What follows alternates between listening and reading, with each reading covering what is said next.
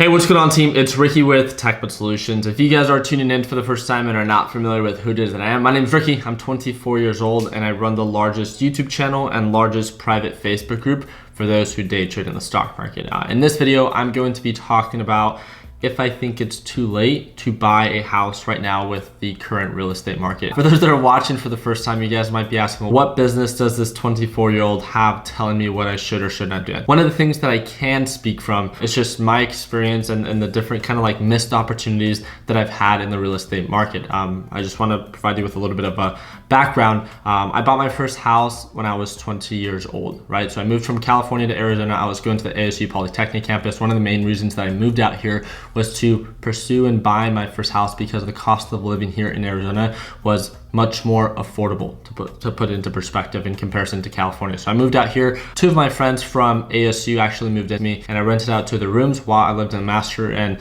now 8 houses later. So I've had the blessing the past couple of years to have invested in a total of 8 properties, and that's where my experience comes from. In no way am I any true real estate expert. Everything that I've learned has been from either watching videos online, taking action, or the series of real estate agents that I've had the ability to work with. That is all. Now I work with the #1 real estate agent in Arizona, and he's actually the one that I fund the hard money loans for. So that is where my experience comes from, and just take it as that as my opinion. So at the end of the day, this is simply just my opinion. So one of the things that I want you guys to understand is that I had an experience, and I've talked about this before if you're part of the Learn, Plan, Profit team, but when it comes down to my first experience buying a house at age 20, people then, this is in 2015, the fall of 2015, people then, it's 2019 right now, right? People then were already talking about a potential recession. So one of the things that just stuck in my head was that a recession is coming soon, and it's cool. Okay, I accomplished my goal of buying my first house by age 20. There's a neighboring house in the same neighborhood, right, that was posted for the same exact price that I purchased my house for. My house was a foreclosed home, meaning that it was owned by the bank because the previous owner went bankrupt. Because of that, I got a really good deal. My house that I bought needed work, meaning that I actually had to invest a couple $1,000s to get it to be move-in ready. This house that was posted for the same exact price, but did not need any work. It was move-in ready, and I saw this as a potential rental property opportunity. I had the money. This is before I even purchased my GTR at age 21. I had the money ready. I had the money ready to buy the house. I knew that I was gonna have to put 20 or 30% down. I had the 2-year work history. My credit was there, and I knew because of my connections at ASU, we were like 1 or 2 miles away from the ASU Polytechnic campus, making it ideal for a student that wants to live off campus in a nice house, and I can charge at a per room basis. But that's really getting into it. But at the end of the day, I had this little system that was working for me in my 3-bedroom house that I originally bought. But what stopped me?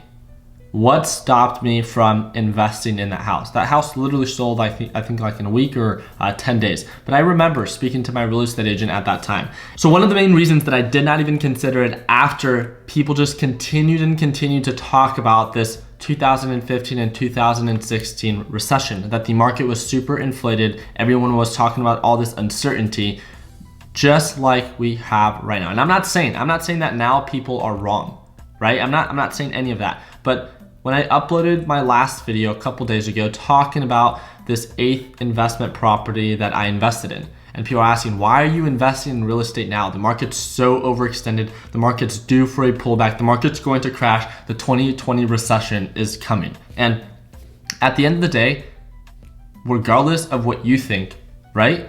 From my experience, it makes more sense to be a proactive investor, have set criteria that every single investment has to meet, and to not be afraid of what could potentially happen. At the end of the day, you can't control, the future. At the very end of the day, you can just set yourself up for success.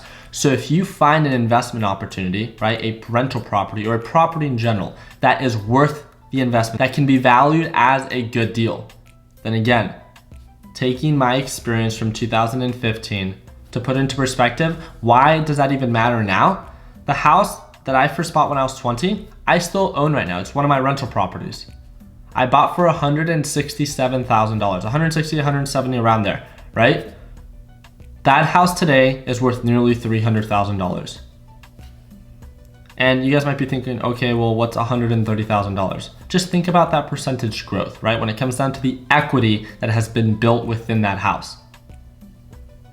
I missed out on rental income, I missed out on another rental property, and I missed out on potentially another $130,000 due to the fear of the unknown future.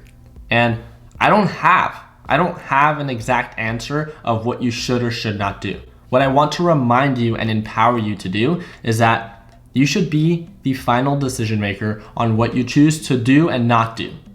At the very end of the day, it comes down to how you value yourself as an investor. Are you informed enough to make a sound decision to value something as a good deal to go in for it? I want to give a huge shout out to Nick Palladino. Absolutely killing it. Recently bought a house here in Arizona. Regardless of what everyone else was saying, he partnered up with Lenny, and again, he made sure that he focused on a good deal, something that met his criteria for a rental property, and he found the ideal house regardless of what everyone else was saying. We cannot control the unforeseen future, right? At the very end of the day, all you can do is take action with what you are given today. But like people say, scared money don't make money. It's not that you should throw your money at anything just because you can, but this idea that so many people are scared to invest in real estate today because the market is so overextended, again, just simply doesn't make sense because no one truly knows when the recession is coming. All you can do is prepare yourself and try to set yourself up for success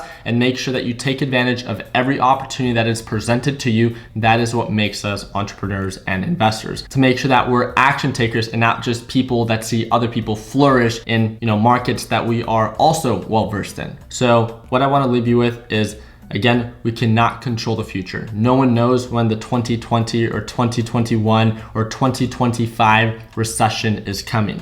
So all you can do is educate yourself. Educate yourself on how you can justify something and value something as a good deal in every market. All right, guys, thank you guys again so much for watching. I hope that you guys enjoyed this video. If you guys did, please make sure to drop a thumbs up. We'd greatly appreciate it. And comment down below any thoughts on future videos you would like to see. Really do appreciate you guys' time. I do want to remind you that if you guys want to join our free Facebook group, that is going to be the first link down below. Again, if you're part of the Learn, Plan, Profit group, I will see you at Market Open. Appreciate you guys' time. Continue working hard, continue following your dreams, let your passion be your drive to success. And like always, let's make sure that we end the year on a green note. Take it easy, team.